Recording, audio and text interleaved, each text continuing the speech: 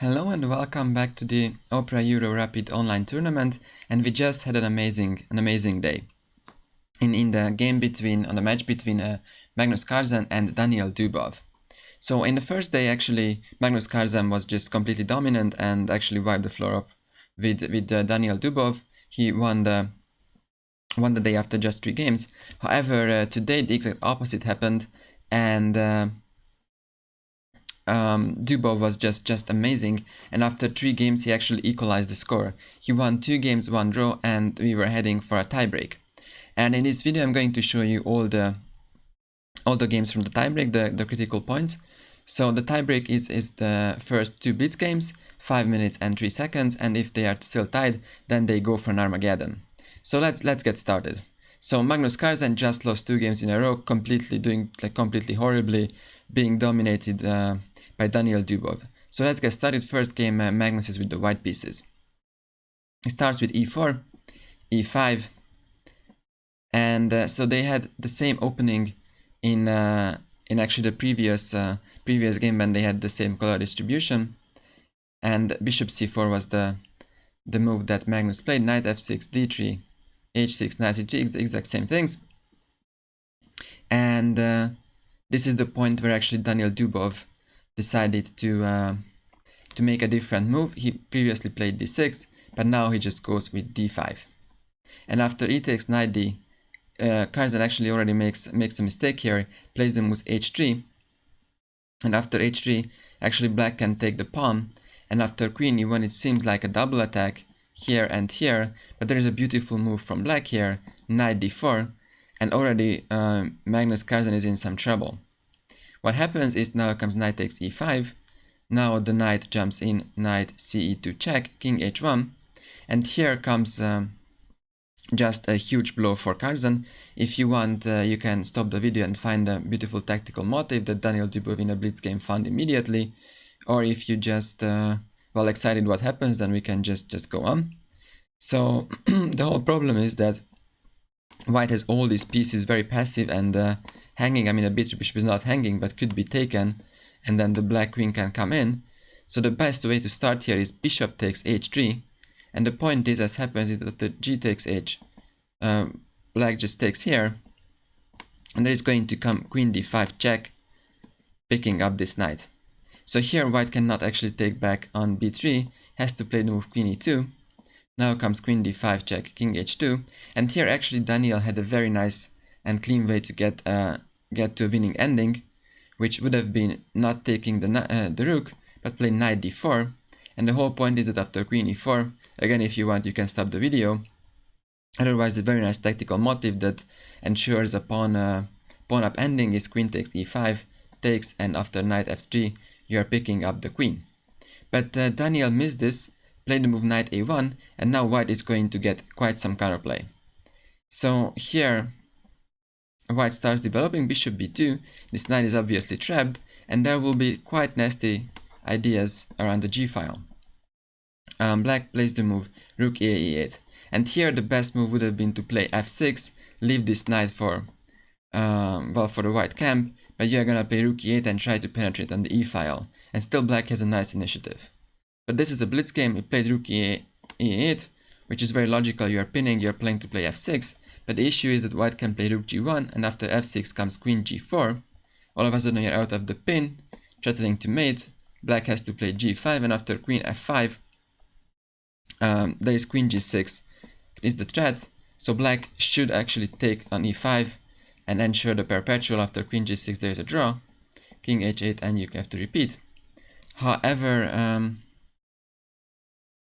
this is not actually how DUBOV did. He thought he has some chances going on, played the move rook e7, but this is just a huge blunder.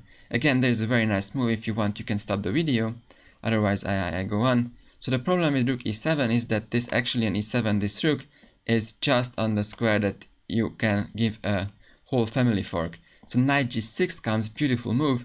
If you take the queen, then there's knight e7 picking up all the material from black. And yeah, this is actually it. Came queen d6, rook g3, and this knight is at the moment dead, and you have a fork.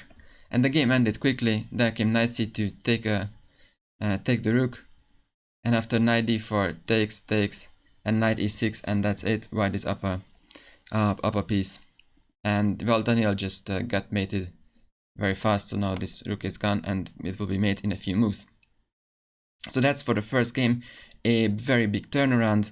Magnus Carlsen basically lost out of the opening, but he still managed to turn things around. So now let's go to game 2. Daniel with the white pieces absolutely has to win. Starts with d4, and so they are going to play a Catalan as they played very many times, and now I'm going to jump a bit into the game. So they had this position on board after move 16, and black was actually doing completely fine. So in this on this day actually Carlsen had a lot of problems with the black pieces, but here in the splits game the opening went fine and black is doing completely alright. He has 2 bishops, he's a bit passive for a time being, but there is no apparent weakness in the black camp, and slowly black can develop. However, he plays the move queen b4, which is very logical. You just need to draw less exchange pieces, but after exchanging the queens there is all of a sudden some pressure on black. So first of all comes a5. You really want to play a6 to weaken up these pawns.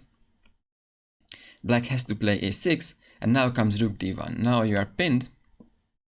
Comes bishop e7 and bishop hd. Now you are pinned basically all over the board. Comes rook b8, and now the knight can jump in. And here comes a beautiful move for black. So you really have to somehow unpin yourself. You're ridiculously pinned here, here, here. But black can play the move knight b6. Beautiful move. You are attacking the bishop, so this knight is not for free. And if you take on c8 as Dubov did, then now comes knight c8. And after exchanging more pieces, rook d1, knight a7, all of a sudden black seemed to be a bit out of the woods. Now this bishop is actually defended. You want to jump here. The a5 pawn is actually under some pressure. It's not so easy to jump in, and it's not very clear how you go on. But still, white is doing better. White actually has to win, so Daniel needs to win. The best according to the computer is just to play some slow move h3, put your king, and then start pushing in the king side. But Daniel is more wants to be more active and more direct. He penetrates with the rook, but the issue is that after bishop f5, g6, bishop d3, all of a sudden your rook is going to be trapped. You can see that actually there is already no square that the rook can retreat, and now the king comes and wants to pick up this rook. Now comes knight c5, bishop e7, but already you can see that Magnus Carlsen is doing very well. Only it's a draw, and it seems like that that's going to be it. But if you know these guys and you know what happened before, there are just so many twists still left. So here comes so the whole point is, if you actually take the pawn, it seems like a free pawn. The problem is that your knight is just trapped. Now comes king e8, and you actually have a very hard time saving your horsey. Maybe there is a way, but it's going to be immediately a draw actually. So this is not what Daniel played. It's just another option if you have to win. Play the move knight a4 and try to defend the rook from b6. However, now there are multiple ways to not just equalize actually, but black is simply winning. You can play just bishop b4, pick up the pawn and win the game. But what Carlsen did is also actually super good. You play bishop c5, and so now you want to take here and get this rook.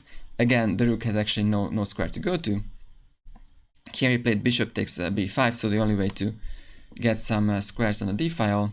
However, now there is actually both way to take back on b5 is actually winning.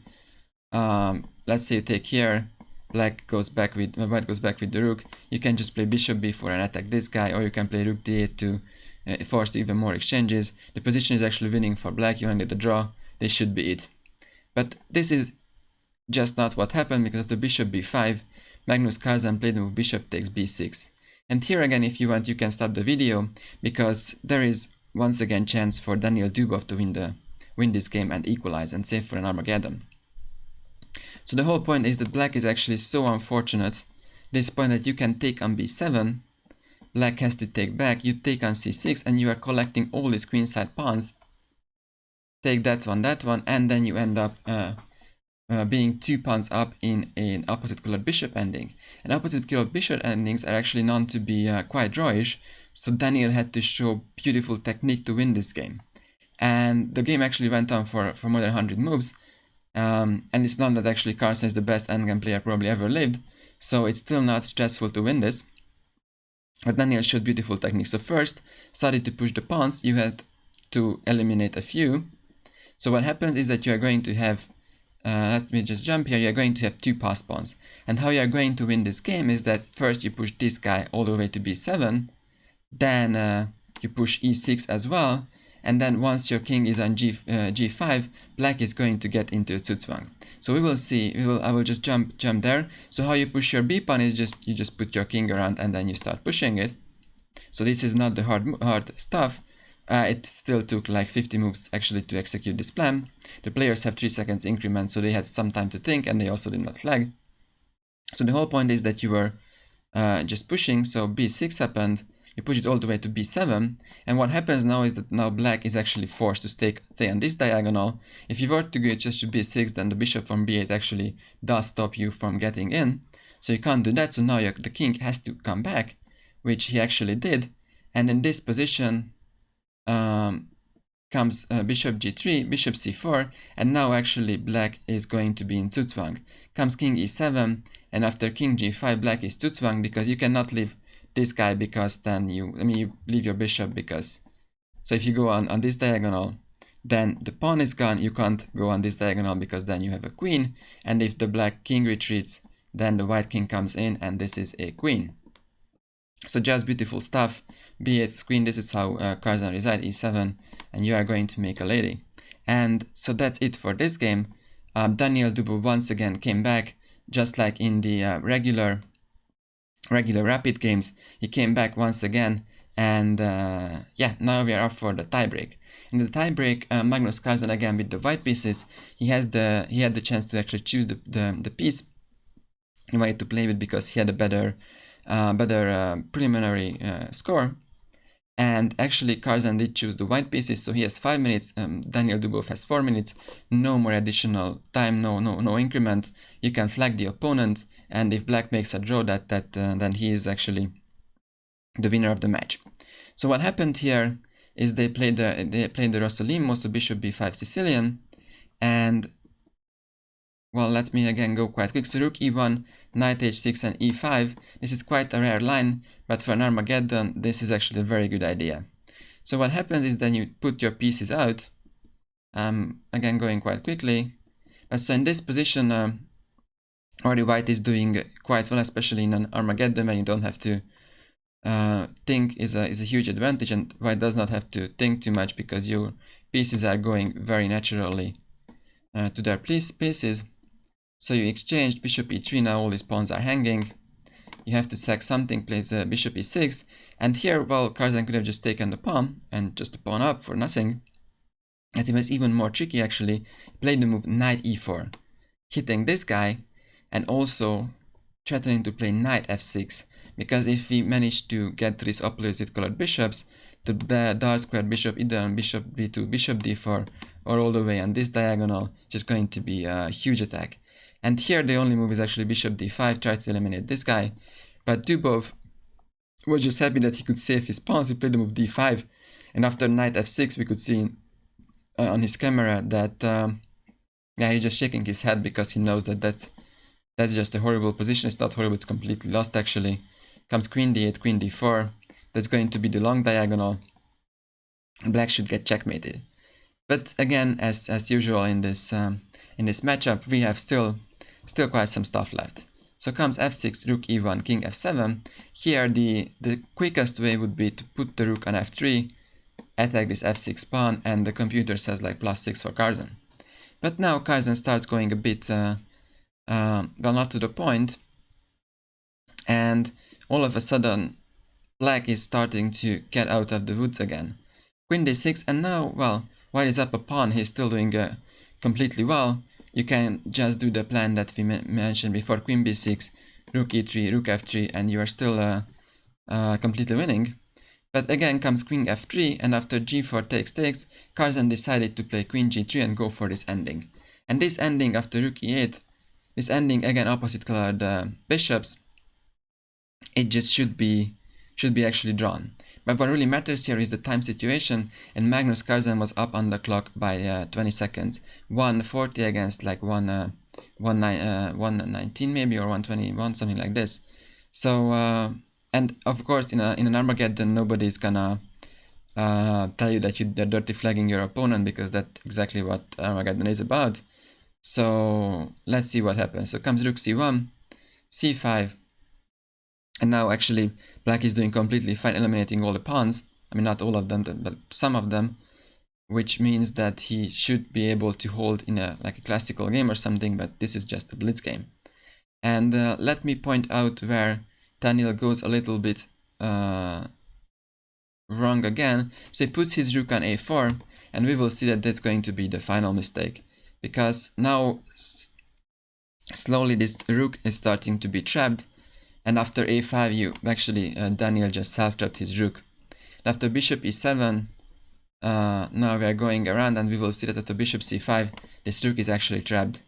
And while Carlsen is still up on the clock, he has a completely free hand because black has no rook to play with. It should be enough for the world champion to finally score this victory. However, he once again plays the move d4, and the black rook comes back. But now actually Daniel only had a few seconds, and this is going to be now the second pawn, and Carlsen is going to collect the victory from this point onwards. Daniel only has a few seconds, Carlsen still has like 30 seconds, and Carlsen is more and more winning on the board as well.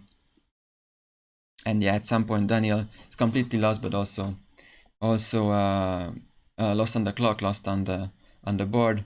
So somewhere here he is flagged or resigned, I'm not sure, but it's obvious that Carlsen is the winner. So it was just amazing. So many turnarounds.